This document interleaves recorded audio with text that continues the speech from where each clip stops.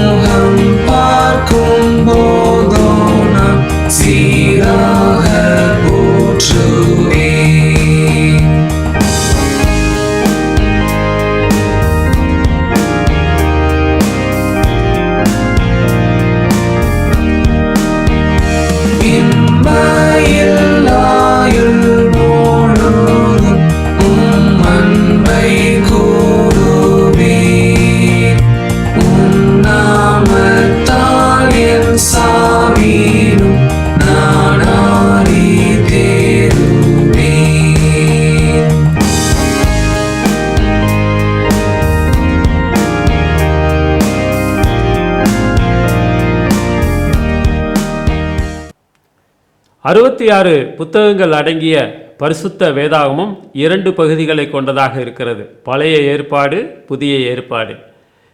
39 புத்தகங்களை உடைய பழைய ஏற்பாடு, 27 புத்தகங்களை உடைய புதிய ஏற்பாடு. இந்த புதிய ஏற்பாட்டில் பொதுவான நிருபங்கள் என்று அழைக்கப்படுகிற அந்த நிருபங்களிலே யாக்கோபு நிருபத்தை இந்த நாளிலே படிக்க இருக்கிறோம். இந்த யாக்கோபு புத்தகமானது முதலில் எழுதப்பட்டாலும் இந்த 27 புத்தகங்களில் கடைசியாகத்தான் இந்த புத்தகமானது இணைக்கப்பட்டிருக்கிறது. இந்த புத்தகமானது கிறிஸ்தவ வாழ்வின் கையேடு என்று சொல்லி அழைக்கப்படுகிறது. இயேசு கிறிஸ்து இந்த பூமியில் இருந்தபோது மலை பிரசங்கம் செய்தார். மலை பொழிவு என்று சொல்லி அழைக்கப்படுகிற அந்த இயேசு கிறிஸ்துவின் போதனைகளோடு கூட இது நெருங்கிய தொடர்புடையதாக இருக்கிறது. மேலோட்டமாக இந்த புத்தகத்தை வாசிப்போமானால் ஏதோ கிரியைகளினால்தான் நாம் ரட்சிக்கப்பட முடியும் என்பதை போல இருக்கிறது. ஆனால் இது முழுவதுமாக ரட்சிக்கப்பட்ட பின்பதாக ஒரு விசுவாசி ஒரு கிரியையுள்ள விசுவாசத்தை தன்னுடைய வாழ்க்கையிலே வெளிப்படுத்த வேண்டும் என்பதை இது வலியுறுத்தி கூறுகிறது. நம்முடைய விசுவாசத்தை சோதிக்கும்படியாக, நம்முடைய விசுவாசத்தை பரீட்சிக்கும்படியாக இந்த புத்தகமானது நமக்கு கொடுக்கப்பட்டிருக்கிறது. ஆகவே இந்த புத்தகத்தின் காரியங்களை நாம் படிக்க ஆரம்பிக்கலாம். யாக்கோபு 1ஆம் அதிகாரம் 1 முதல் 3 வசனங்களை நான் உங்களுக்கு வாசிக்கிறேன். தேவனுக்கும் கர்த்தராய் இயேசு கிறிஸ்துவுக்கும் ஊழியக்காரனாய் யாக்கோபு சிதறி இருக்கிற 12 கோத்திரங்களுக்கும் வாழ்த்துதல் சொல்லி எழுதுகிறதாவது: என் சகோதரரே, நீங்கள் பலவிதமான சோதனைகளில் அகப்படும்போது உங்கள் விசுவாசத்தின் பரீட்சையானது பொறுமையை உண்டாக்கும் என்று அறிந்து அதை மிகுந்த சந்தோஷமாக எண்ணுங்கள். யாக்கோபு என்று சொன்னால் பல யாக்கோபை குறித்து வேதத்தில் நாம் பார்க்கிறோம். குறிப்பாக புதிய ஏற்பாட்டிலே 2 யாக்கோபு உண்டு. ஒன்று செபதேவின் குமாரனாகிய யாக்கோபு, இவன் யோவானின் சகோதரன். இன்னொரு யாக்கோபு இயேசு கிறிஸ்துவின் சகோதரனாக அவர் இருக்கிறார். இந்த யாக்கோபு தான் பின்னாட்களிலே எருசலேமிலே மூப்பராக இருந்திருக்கிறார். அவர் மூப்பராக செயல்பட்டு சபையின் முக்கியமான பணிகளை அவர் செய்தவராக இருக்கிறார்.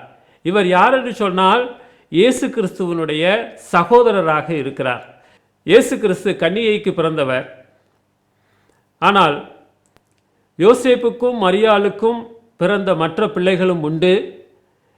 இயேசு கிறிஸ்துவுக்கு சகோதர சகோதரிகள் உண்டு என்பதை இதன் மூலமாக நாம் அறிய முடியும். இந்த யாக்கோபு தான் இந்த புத்தகத்தை நமக்கு எழுதி கொடுத்திருக்கிறார். முன்பதாக அவருடைய வாழ்வானது கிறிஸ்துவை பின்பற்றாத ஒரு வாழ்க்கையாக இருந்திருக்கிறது. இயேசு கிறிஸ்து மரித்து உயிரோடு எழுந்திருப்பதற்கு முன்வரை அவர் இயேசு கிறிஸ்துவை பின்பற்றவில்லை. ஆண்டவராய் இயேசு கிறிஸ்து உயிர்த்தெழுந்த பின்பதாக அவரை பின்பற்றி அவருக்காக வாழ்ந்து முதலாவதாக சிதறி இருக்கிற 12 கோத்திரத்தாருக்கு இந்த புத்தகத்தை அவர் எழுதுகிறார். இந்த புத்தகத்தினுடைய முக்கியமான தலைப்பு என்னவென்று சொன்னால், விசுவாசத்தை சோதிக்கும்படியான ஒரு அழைப்பு என்பதை பார்க்கிறோம். நம்முடைய வாழ்விலே காணப்படுகிற விசுவாசம் சரியானதா, உண்மையானதா, உண்மையிலேயே நான் ஒரு கிறிஸ்தவனா, கிறிஸ்தவ விசுவாசத்திலே தான் நான் வளர்ந்து கொண்டிருக்கிறேனா, நான் ரட்சிக்கப்பட்டிருக்கிறேனா, என்னுடைய வாழ்க்கையில் அந்த ரட்சிப்பின் அனுபவம் இருக்கிறதா என்பதை நாம் சோதித்து பார்க்க வேண்டும். ரட்சிக்கப்பட்ட ஒவ்வொரு தேவனுடைய பிள்ளையின் வாழ்விலும் கிரியைகள் உண்டு என்பதை வேதத்தின் மூலமாக பார்க்க முடியும். இந்த யாக்கோபு என்பவர் நம்முடைய விசுவாசம் சரியானதா என்பதை சோதிக்கும்படியாக இந்த புத்தகத்தை நமக்கு எழுதி கொடுத்திருக்கிறார். இந்த உலகத்திலே பல போலியான விசுவாசம் உண்டு, பல போலியான போதகர்கள் உண்டு. அவர்களுடைய தவறான காரியங்களை பின்பற்றி நாம் ஒருபோதும் நம்முடைய விசுவாசத்தை சோதிக்கக்கூடாது.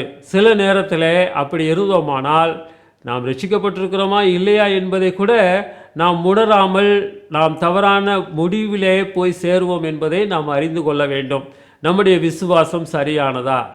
2 கொரிந்தியர் 11, 14, 15 வசனங்களில் நீங்கள் பார்த்தீங்கன்னு சொன்னால், சாத்தானும் ஒளியின் தூதனுடைய வேஷத்தை தரித்து கொண்டு வருகிறான் என்று. சாத்தானே அப்படி வருவான் என்று சொன்னால், நம்மை சுற்றி இருக்கிற அநேகர் கிறிஸ்தவர்கள், கிறிஸ்தவ ஊழியர்கள் என்று சொல்லி நம்மை ஏமாற்ற வாய்ப்பு இருக்கிறது. எனவே நாம் கவனமாக இருக்க வேண்டும். நம்முடைய விசுவாசத்தை சோதிக்கும்படியாக பரிசுத்த வேதாகமம் நம்மை அழைக்கிறது. சங்கீதக்காரனாகிய தாவீது சங்கீதம் 139, 23, 24 இவ்விதமாய் கூறுகிறார்: தேவனே, என்னை ஆராய்ந்து என் இருதயத்தை அறிந்து கொள்ளும், என்னை சோதித்து என் சிந்தனைகளை அறிந்து கொள்ளும், வேதனை உண்டாக்கும் வழி என்னிடத்தில் உண்டோ என்று பார்த்து நித்திய வழியிலே என்னை நடத்தும் என்று சொல்கிறார். ஆக நம்முடைய வாழ்விலே நம்முடைய விசுவாசம் சரியானதா என்பதை சோதிக்க வேண்டும். இரட்சிப்பு கிருபையினாலே என்பதை நாம் மறுக்கக்கூடாது. எபேசியர் 2வது அதிகாரத்தில் அதை தெளிவாக பார்க்கிறோம். 8வது வசனத்தில், கிருபையினாலே விசுவாசத்தை கொண்டு இரட்சிக்கப்பட்டீர்கள், இது உங்களால் உண்டானதல்ல, இது தேவனுடைய ஈவு, ஒருவரும் பெருமை பாராட்டாதபடிக்கு இது கிரியைகளினால் உண்டானதல்ல. இரட்சிப்பு நம்முடைய கிரியைகளினாலே உண்டாவது அல்ல, தேவன் நமக்கு கொடுக்கக்கூடிய பரிசு. ஆனால் இரட்சிப்புக்கு பின்பதாக நம்முடைய வாழ்விலே நற்கிரியைகள் காணப்பட வேண்டும். ஆகவேதான் எபேசியர் 2வது அதிகாரம் 10வது வசனத்தில் இவ்விதமாய் நாம் வாசிக்கிறோம், நற்கிரியைகளை செய்கிறதற்கு நாம் கிறிஸ்து இயேசுவுக்குள் சிருஷ்டிக்கப்பட்டு தேவனுடைய செய்கையாய் இருக்கிறோம், அவைகளில் நாம் நடக்கும்படி அவர் முன்னதாக அவைகளை ஆயத்தம் பண்ணி இருக்கிறார். ஆக இரட்சிப்பு கிரியைகளினாலே உண்டாவது அல்ல, அது கிருபையினாலே தேவனால் நமக்கு கொடுக்கப்படுகிற பரிசு. ஆனால் நம்முடைய அனுதின கிறிஸ்தவ வாழ்விலே நாம் இரட்சிக்கப்பட்டிருக்கிறோம் என்பதை நம்முடைய கிரியைகளினாலே வெளிப்படுத்த வேண்டும். இரட்சிப்பு சரியில்லையானால் நம்முடைய கிரியைகள் அங்கே வெளிப்பட முடியாது. ஆக யாக்கோபு இரட்சிக்கப்பட்ட பின்பதாக காணப்படக்கூடிய நற்கிரியைகளை குறித்து அவர் பேசுகிறார். யாக்கோபு தன்னுடைய வாழ்க்கையில் அவர் இயேசு கிறிஸ்து உயிரோடு இருந்த நாட்களிலே விசுவாசிக்கவில்லை, மாறாக பின்பதாக இயேசு கிறிஸ்துவை தன்னுடைய வாழ்விலே விசுவாசித்தார். யாக்கோபு 1வது அதிகாரம் 1வது வசனத்தை வாசிக்கலாம். தேவனுக்கும் கர்த்தராய் இயேசு கிறிஸ்துவுக்கும் ஊழியக்காரனாய் யாக்கோபு சிதறியிருக்கிற 12 கோத்திரங்களுக்கு வாழ்த்துதல் சொல்லி எழுகிறதாவது என்று கூறுகிறார். இங்கே தன்னை குறித்து சொல்லும்போது நான் இயேசு கிறிஸ்துவின் ஊழியக்காரன், அடிமை என்று சொல்லுகிறார். இயேசு கிறிஸ்துவுக்கு பின்பதாக பிறந்தவர் யாக்கோபு. ஆனால் யாக்கோபு தன்னுடைய வாழ்விலே இயேசு கிறிஸ்துவை அறிந்தவராக ஆரம்பத்திலே இல்லை. அங்கே சொல்லப்பட்டிருக்கிறது, இயேசு கிறிஸ்து இந்த பூமியிலே ஊழியம் செய்த நாட்களிலே அவருடைய சகோதரர்கள் அவரை விசுவாசிக்கவில்லை. இதை குறித்து யோவான் எழுதின சுவிசேஷம் 7வது அதிகாரம் 2வது வசனத்திலிருந்து வாசிக்கிறோம். யூதருடைய கூடார பண்டிகை சமீபமாயிருந்தது. அப்பொழுது அவருடைய சகோதரர் அவரை நோக்கி, நீ செய்கிற கிரியைகளை உம்முடைய சீசர்களும் பார்க்கும்படி இவ்விடம் விட்டு யூதேயாவுக்கு போம். பிரபலமாயிருக்க விரும்புகிற எவனும் அந்தரங்கத்திலே ஒன்றையும் செய்ய மாட்டான். நீர் இப்படிப்பட்டவைகளை செய்தால் உலகத்துக்கு உம்மை வெளிப்படுத்தும் என்றார்கள். அவருடைய சகோதரரும் அவரை விசுவாசியாதபடியால் இப்படி சொன்னார்கள். ஆக இங்கே என்ன பார்க்கிறோம்? அவருடைய அற்புத அடையாளங்களை அவர்கள் ஏற்றுக்கொள்ளவில்லை. அது மாத்திரமல்ல, அவரை அவர்கள் விசுவாசிக்கவில்லை. ஆண்டவராய் இயேசு கிறிஸ்து பூமியிலே வாழ்ந்த நாட்களிலே அவரை அவர்கள் நம்பவில்லை. ஆனால் உயிர்த்தெழுந்த பின்பதாக இயேசு கிறிஸ்து மரித்து அடக்கம் பண்ணப்பட்டு 3ஆம் நாள் உயிர்த்தெழுந்த பின்பதாக அவரை அவருடைய சகோதரர்கள் விசுவாசித்தார்கள். அங்கே பார்க்கிறோம் 1 கொரிந்தியர் 15:7 பின்பு யாக்கோபுக்கும் அதன் பின்பு அப்போஸ்தலர் எல்லாருக்கும் தரிசனமானார். ஸ்பெஷலாக விசேஷமாக யாக்கோபுக்கு, அவருடைய சகோதரனாகிய யாக்கோபுக்கு அவர் தரிசனமாகிறார். இந்த யாக்கோபு பின்னாட்களிலே சபைக்கு முக்கியமான ஒரு தூணாக இருந்திருக்கிறார். பேதுரு, யோவான் அவர்களோடு யாக்கோபும். யாக்கோபு முக்கியமான ஒரு மூப்பராக எருசலேமில் இருந்து தேவனுடைய ஊழியத்தை ஆதி திருச்சபையிலே நிறைவேற்றியிருக்கிறார். அவர் தன்னை குறித்து சொல்லும்போது இயேசு கிறிஸ்துவின் சகோதரன் என்று சொல்லி எழுதவில்லை.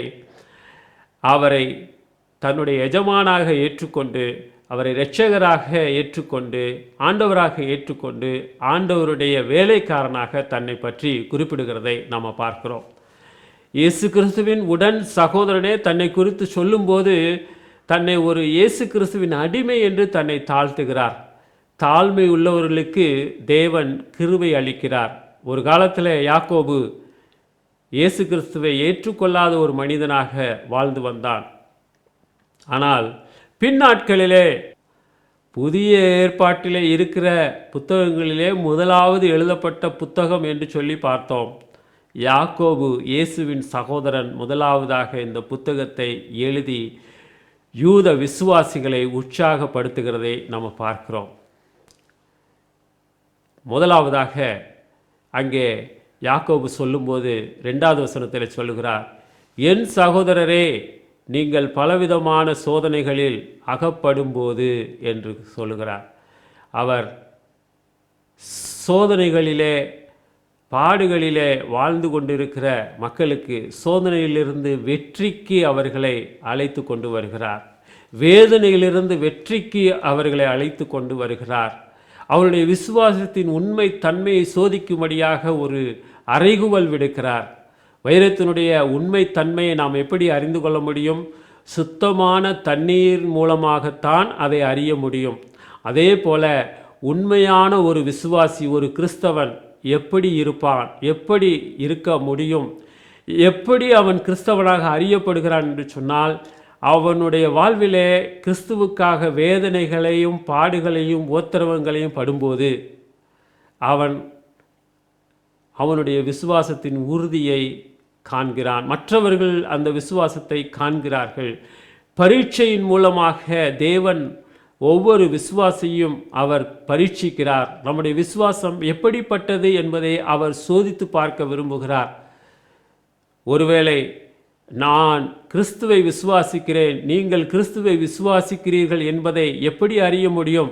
நம்முடைய பிரச்சனைகள் மத்தியிலே, உபத்திரவத்தின் மத்தியிலே, வேதனையின் மத்தியிலே நாம் வாழும்போது தான் அதனுடைய உறுதியான தன்மை நமக்கு விளங்கும். நம்முடைய விசுவாசம் உறுதியானதா என்பதை நாம் அறிந்து கொள்ள முடியும்.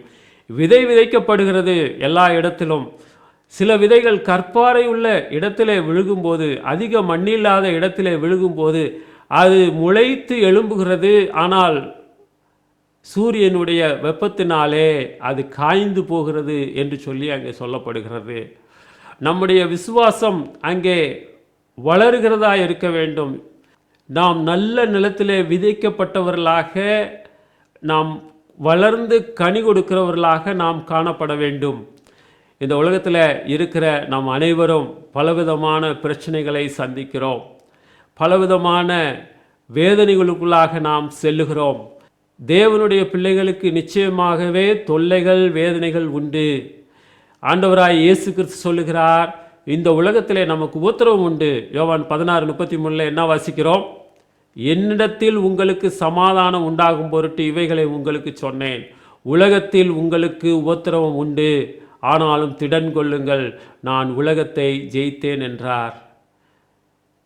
ஆண்டவராய் இயேசு கிறிஸ்துவுக்கே வருத்தங்கள், வேதனைகள், பாடுகள், எதிர்ப்புகள், அவமானங்கள் இருந்தது. பாவம் இல்லாத அவருக்கே எதிர்ப்புகள் இருந்தது.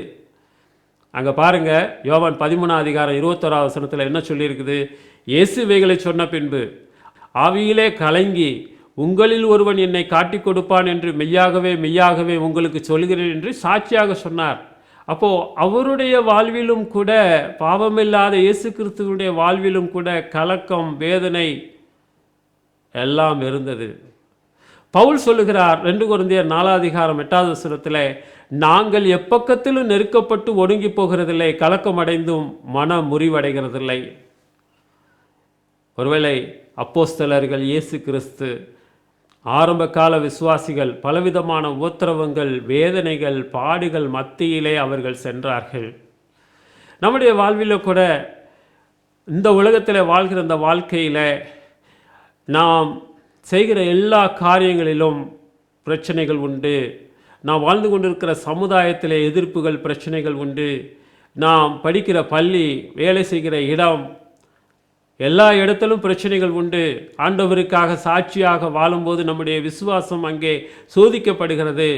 நமக்கு விமர்சனங்கள் உண்டு, சோர்வுகள் உண்டு, வேதனைகள் உண்டு, வியாதிகள் உண்டு, ஏன் மரணமும் நேரிடலாம். இப்படிப்பட்ட பலவிதமான சோதனைகளுக்கூடாக ஆண்டவர் நம்மை நடத்தி கொண்டு போகிறார். யோவான் 15:20 ஊழியக்காரன் தன் எஜமானிலும் பெரியவன் அல்லவென்று நான் உங்களுக்கு சொன்ன வார்த்தையை நினைத்து கொள்ளுங்கள். அவர்கள் என்னை துன்பப்படுத்தினது உண்டானால் உங்களையும் துன்பப்படுத்துவார்கள். அவர்கள் என் வசனத்தை கை கொண்டது உண்டானால் உங்கள் வசனத்தையும் கை கொள்ளுவார்கள். ஆம் பிரியமானவர்களே, இதை கேட்டுக்கொண்டிருக்கிற நீங்கள் பலவிதமான வேதனைகள், சோதனைகள், பாடுகளின் ஊடாக செல்லலாம். நீங்கள் ஆண்டவராய் இயேசு கிறிஸ்துவை விசுவாசிக்கும் போது இப்படிப்பட்ட பாடுகளின் ஊடாக செல்ல வேண்டிய தேவை இருக்கிறது. அப்போது நம்முடைய விசுவாசம் சோதிக்கப்படுகிறது. நம்முடைய விசுவாசத்தை சோதிக்கும் நேரம் நமக்கு ஏற்படுகிற பாடுகள், வேதனைகள், நம்முடைய விசுவாசமானது அங்கே சோதிக்கப்படுகிறது. நம்முடைய வாழ்விலே பாடுகள் வரும்போது சுயபரிதாபம் கொள்ள வேண்டிய தேவையில்லை. அந்த பாடுகள் அநேக நேரம் நம்மை தேவனண்டை கொண்டு போய் சேர்க்கிறது. தேவனண்டை சேர்வதற்கு உதவி செய்கிறது. தேவனுடைய மாறாத மகத்துவமான ஆசீர்வாதங்களை பெற்றுக்கொள்ள அது நம்மை நடத்துகிறது. 2 நாளாகமம் 32-31 என்ன பார்க்கிறோம்? ஆகிலும் பாபிலோன் பிரபுக்களின் ஸ்தானாதிபதிகள் தேசத்திலே நடந்த அற்புதத்தை கேட்க அவனிடத்திற்கு அனுப்பப்பட்ட விஷயத்தில் அவன் இருதயத்தில் உண்டான எல்லாவற்றையும் அறியும்படி அவனை சோதிக்கிறதற்காக தேவன் அவனை கைவிட்டார். எசேக்கியா ராஜாவை தேவன் கைவிட்டார். ஏனென்று சொன்னால் அவனை சோதிக்க தேவன் சித்தம் கொண்டார். ஒருவேளை நாமும் சில வேளைகளிலே சில பிரச்சனையான நேரத்தில் நாம் தேவனால் கைவிடப்படலாம், அல்லது தேவன் கண்டுகொள்ளாதவர் போல நம்முடைய வாழ்விலே நாம் காண முடியும். தேவன் நம்முடைய வாழ்விலே சில நேரங்களிலே தேவன் விட்டுவிட்டாரோ என்று உணரக்கூடிய ஒரு சூழல் வரலாம். ஆனால் தேவன் அதை அனுமதிக்கிறார். லூக்கா 14:26 என்ன வாசிக்கிறோம்? யாதொருவன் என்னிடத்தில் வந்து தன் தகப்பனையும் தாயையும் மனைவியையும் பிள்ளைகளையும் சகோதரையும் சகோதரிகளையும் தன் ஜீவனை வெறுக்காவிட்டால் எனக்கு சீசனாக இருக்க மாட்டான். ஆக நம்முடைய வாழ்விலே சிலரை நாம் விட வேண்டிய கட்டத்தில் இருக்கிறோம். தேவனை விட மற்றவர்களை நேசிக்கிற நேரத்தில் ஆண்டவர் நம்மை சோதிக்கிறார். ஆண்டவர் நம்மை தாழ்மைப்படுத்துவதற்காக சோதனைக்குள்ளாக நம்மை கொண்டு போகலாம். நாம் சில நேரத்தில் நமக்கு உண்டான ஆசீர்வாதங்களை குறித்து பெருமைப்படலாம். திருப்தியாக நம்முடைய வாழ்வு இருக்கிறது என்று சொல்லி நாம் எண்ணிக்கொள்ளலாம். சில நேரத்தில் சாத்தான் நம்மை வந்து சோதிக்கிறான். 2 கொரிந்தியர் 2:7 அன்றியும் எனக்கு வெளிப்படுத்தப்பட்டவைகளுக்குரிய மேன்மை நிமித்தம் நான் என்னை உயர்த்தாதபடிக்கு என் மாம்சத்திலே ஒரு முள் கொடுக்கப்பட்டிருக்கிறது. என்னை நான் உயர்த்தாதபடிக்கு அது என்னை குட்டும் சாத்தானுடைய தூதனாய் இருக்கிறது என்று பவுல் கூறுகிறார். அநேக சமயத்தில் நம்முடைய விசுவாசத்தை உறுதிப்படுத்துவதற்காக சாத்தானையும் தேவன் அனுமதிக்கிறார். அது மாத்திரமல்ல, 3வதாக நாம் இந்த உலகத்தை சார்ந்து இருக்காமல் சாராமல் வாழ்வதற்காக ஆண்டவர் பரீட்சைகளை அனுமதிக்கிறார். சில நேரத்தில் உலக காரியங்களையும் உலக ஞானத்தையும் உலக அங்கீகரிப்பையும் நாம் தேடுகிறோம். தேவனை விட அதை சார்ந்து கொள்கிறோம். ஒன்று நம்ம தெரிஞ்சுக்கணும், உலகத்தில் நம்ம வெற்றியுள்ளவர்களாய் நன்றாய் இருப்பது, நல்ல கல்வி கற்பது, நல்ல வேலையில் இருப்பது வேண்டாம் என்று தேவன் ஒருபோதும் சொல்லவில்லை. ஆனால் நாம் தேவனை விட அவைகளை நாம் சார்ந்து கொள்ளும்போது தேவன் அதை விரும்புவதில்லை. தேவனை நாம் சார்ந்து கொள்ள வேண்டும் என்று சொல்லி சில நேரத்தில் ஆண்டவர் பரீட்சைகளை அனுப்புகிறார்.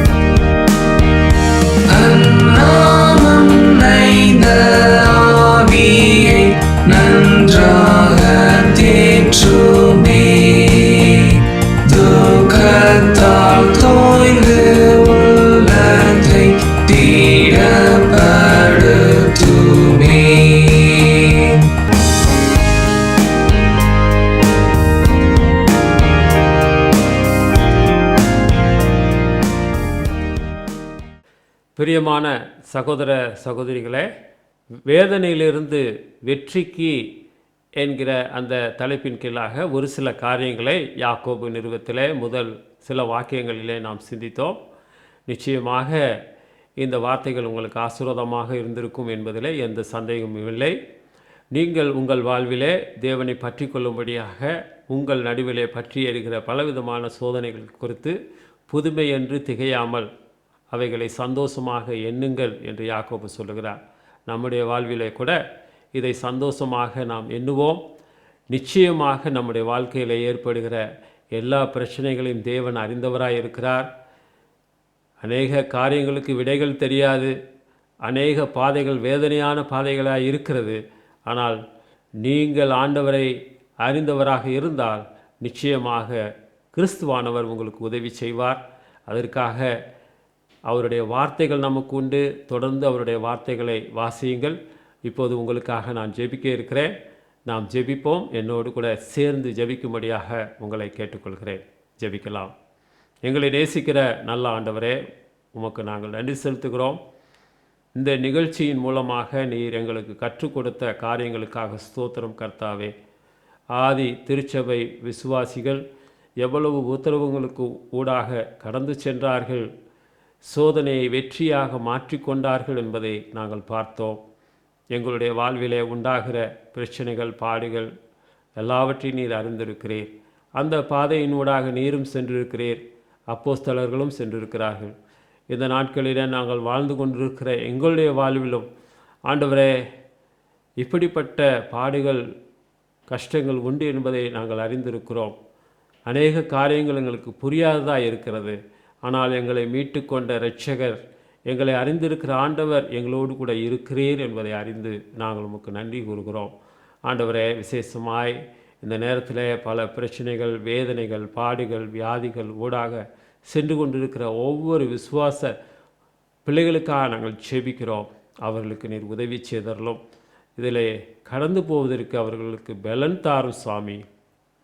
விசேஷமாக இந்த செய்தியை கேட்டுக்கொண்டிருக்கிற யாராவது உம்மை அறியாதவர்களாய் விசுவாசத்திற்குள்ளே கடந்து வராமல் இருப்பார்களானால் அவர்கள் உண்மையான இரட்சிப்பை, விசுவாசத்தை பெற்றுக்கொள்ள நீர் கிருபை செய்யும். நீரே ஆண்டவர் என்பதையும், நீர் அவர்களுக்காக மரித்து அடக்கம் பண்ணப்பட்டு உயிர் தெழுந்தீர் என்பதையும், உம்முடைய இரத்தம் அவருடைய பாவங்களை கழுவும் என்பதையும் அவர்கள் முழுமையாக விசுவாசித்து தங்களுடைய இரட்சகராக, தெய்வமாக உம்மை அங்கீகரித்து ஏற்றுக்கொள்ள அவர்களுக்கு உதவி செய்யும், வழி நடத்தும். உம்முடைய கிருபையுள்ள கரத்திலே எங்களை தாழ்த்துகிறோம். இதில் பங்கு பெற்ற, வார்த்தைகளை கேட்ட ஒவ்வொருவரையும் ஆசீர்வதியும், வழி நடத்தும். எல்லாவற்றையும் ஆண்டவராய் இயேசு கிறிஸ்து நாமத்தில் கேட்கிறோம் எங்கள் ஜீவனுள்ள நல்ல பிதாவே, ஆமென். தொடர்ந்து இந்த நிகழ்ச்சியை ஒவ்வொரு வாரமும் இதே நேரத்தில் வந்து கேட்கும்படியாக உங்களை அன்போடு கூட வேண்டுகிறேன். இன்னும் அநேக காரியங்களை கற்றுக்கொள்ள இருக்கிறோம். எங்களுக்காக நீங்கள் ஜெபித்து கொள்ளுங்கள், நாங்கள் உங்களுக்காக ஜெபிக்கிறோம். கீழே காணப்படுகிற தொலைபேசி எண்ணிற்கு எங்களோடு கூட தொடர்பு கொள்ளலாம். உங்களுடைய ஜெப குறிப்புகளுக்காக நாங்கள் ஜெபிக்க இருக்கிறோம். உங்களுக்கு ஆலோசனை கூறவும் நாங்கள் ஆயத்தமாக இருக்கிறோம். நன்றி.